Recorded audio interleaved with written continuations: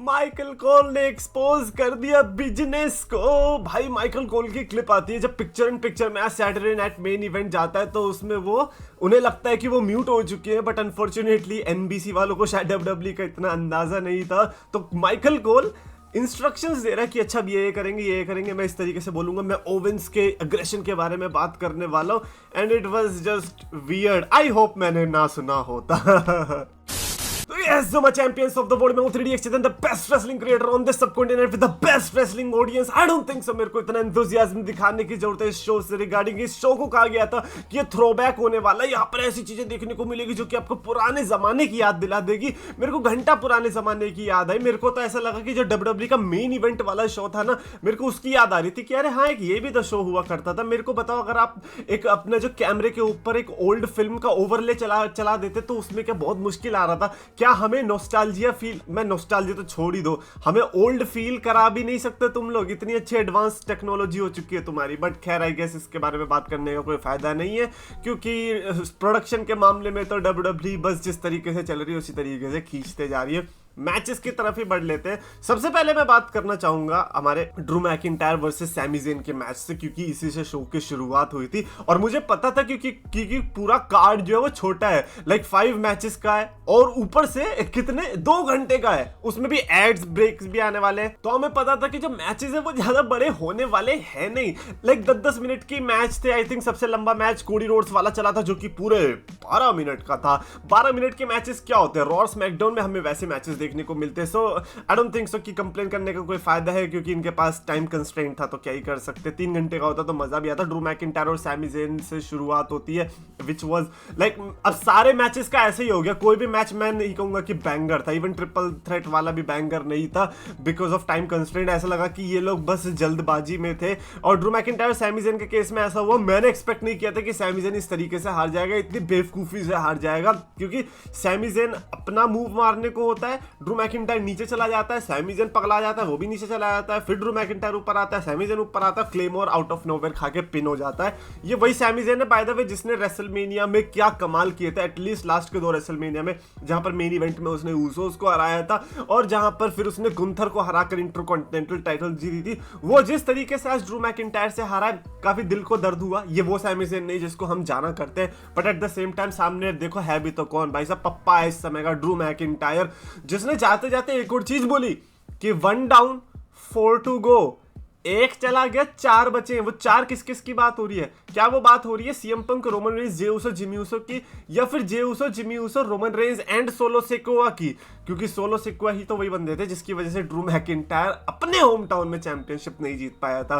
Drew McIntyre और Sami Zayn का underwhelming match देखने के बाद तो personally I am not that interested कि ड्रू मैकिंटायर जे उसो के साथ मैच करेगा तो क्या होगा, जिमी उसो के साथ मैच करेगा, बिकॉज मैं अब इस चीज के लिए एक्साइटेड हूं कि ड्रू मैकिंटायर का रॉयल रंबल का कैंपेन क्या होने वाला है। यार मेरे को तुम रॉयल रंबल जीतते हुए दिखो ना, तुम क्यों इस फालतू सी चीज में लगे पड़े हो? But I guess Drew McIntyre अगर आजकल तो गुस्से में जब आ जाता है तो फिर उसको रोकना मुश्किल ही है। और नेक्स्ट अप हमें देखने को मिला था लिव मॉर्गन एंड इयो स्काई के बीच मैच। यार देखो, आज पता है मेरे को एक जो चीज डिसअपॉइंटिंग लगी वो थे चैंपियनशिप के हैंड्स चेंज। किसी ने भी हैंड्स चेंज नहीं किए। इवन यहाँ पर भी इयो स्काई नहीं टाइटल जीत पाए, लिव मॉर्गन ने ही यहाँ पर टाइटल रिटेन रखी और काफी अजीब तरीके से फिनिशर पड़े, बड़े स्लॉपी मूव्स भी दिख रहे थे और हम एक्सपेक्ट नहीं करते जब इयो स्काई मैच में होती है कि उसकी तरफ से भी ऐसे स्लॉपी मूव्स आ सकते हैं। बट मैं ये कहूंगा कि मैच बुरा नहीं था honestly speaking. Liv Morgan and Riya replay का जब मैच जीतने के बाद रिया रिप्ली और लिव मॉर्गन का फेस ऑफ देखने को मिला, वो भी ना उतना ब्रूटल नहीं लग रहा था जितना डब्ल्यूडब्ल्यूई दिखाने की कोशिश कर रही थी। वही पुरानी सड़ी राइवलरी चला रहे हैं, ये तो उन्हें काफी टाइम पहले खत्म कर देनी चाहिए थी। मेरे को ये बताओ फिर इसके बीच में तुमने इयो स्काई को क्यों शहीद किया? मेरे को इयो स्काई का रीजन नहीं समझ में आया कि अगर यही सब दोबारा से ड्रामे करने थे तो ना इयो स्काई को चैंपियनशिप जितानी थी, तो इयो स्काई आई क्यों अपनी बलि चढ़वाने के लिए? I didn't like it man. Gunther and Finn Balor and डेमिन priest के बीच ट्रिपल थ्रेट मैच देखने को मिला वर्ल्ड हेवीवेट चैंपियनशिप के लिए। Like this was decent match, I am not going to say कि बैड था या फिर कुछ, और तीनों ने बढ़िया परफॉर्म किया। फिन बैलर तो अपने मास्क वास्क पहन के आए थे, फिन बैलर ने तो पूरा तैयार होकर आया था, तो शायद आज ही मैं चैंपियनशिप जीत जाऊंगा।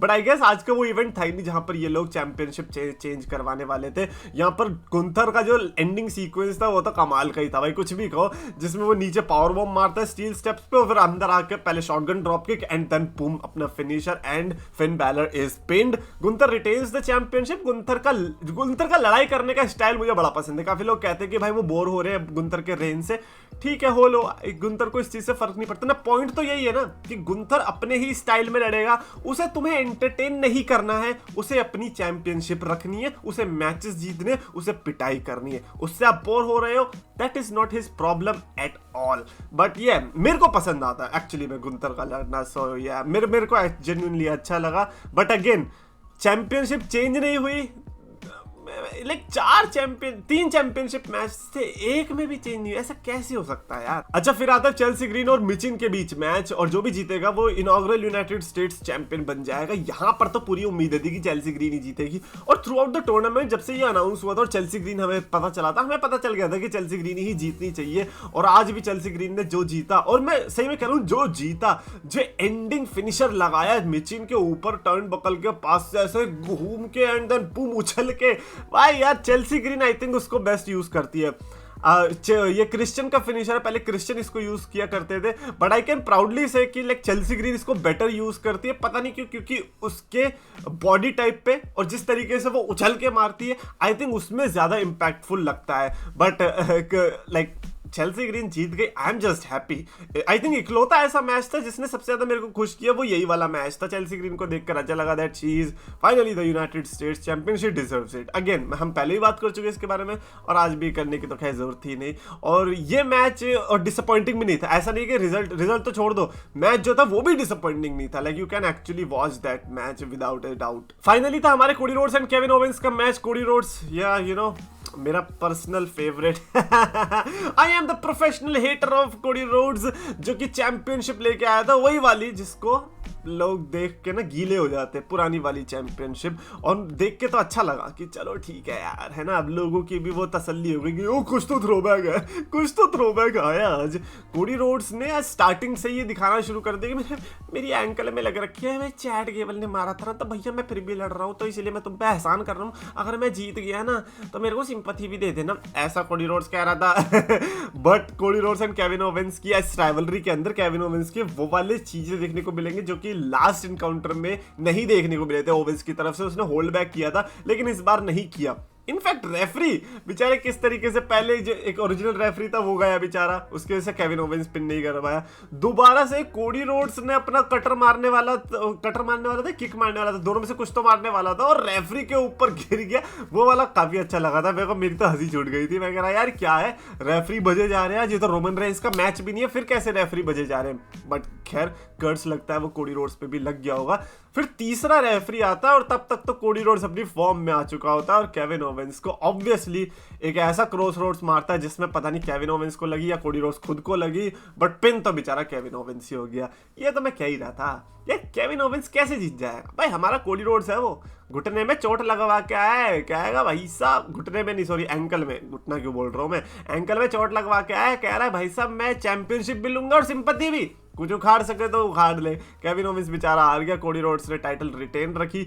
ओवरऑल आई वुड से कि इट वाज, आई थिंक इसको इंजॉयबल शो कह सकते हैं। It was not pathetic but it was not one of the greatest at the same time, क्योंकि ये प्रीमियम लाइव इवेंट था भी नहीं, तो मैं इसको कुछ ज्यादा बोलूंगा भी नहीं। लेकिन जिस तरीके से प्रमोट कर रहे थे नोस्टाल्जिया थ्रोबैक, घंटा गुजाया। और तुम लोगों को अगर इस ऐसे इवेंट्स को अगर सक्सेसफुल बनाना होता है तो इसमें कुछ एक एक्स फैक्टर डाला करो, लाइक रिटर्न डाल देते हैं ना, या फिर आप चैंपियनशिप चेंज ही डाल देते, कुछ तो अलग करते। कुछ भी चेंज नहीं हुआ। यहाँ से क्या साबित हुआ, कुछ भी नहीं हुआ। केविन ओवेंस तो फिर आके बजा देगा स्मैकडाउन के अंदर। आई होप कि कोडी रोड्स एंड केविन ओवेंस की राइवलरी यहीं पे सिमट गई हो, और अगर सिमट गई तो और बुरा है केविन ओवेंस के लिए कि भाई हार गया, बस खत्म। आई डोंट नो मैन, मेरे हिसाब से अगर मैं सैटरडे नाइट मेन इवेंट को रेट करना चाहूंगा बिकॉज ऑफ द एक्सपेक्टेशंस जो कि मेरी थी एंड देन जो डिलीवरी इनकी तरफ से आई, I would give it like 2.75 out of 5 की star rating. Don't get me wrong, nothing was pathetic but nothing was best also. तो यार मेरी तरफ से ये 2.75 की स्टार रेटिंग। डेफिनेटली आप अपनी भी लिख के बताना, और अगर आपको वीडियो पसंद है तो प्लीज लाइक और शेयर और चैनल को सब्सक्राइब करो।